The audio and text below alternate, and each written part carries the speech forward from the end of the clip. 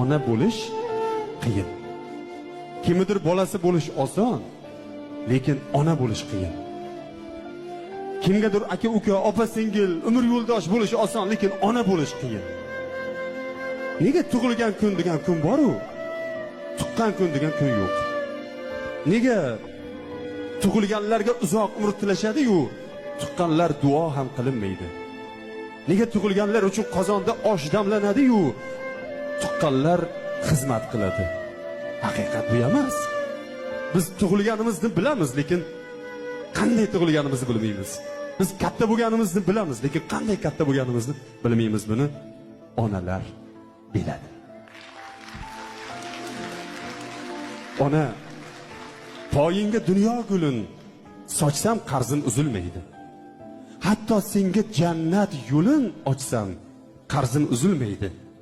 Yegan har luqma nonimda ona sening haqqing bor. Non ko'tarib har kun yoningga shoshsam qarzim uzilmaydi.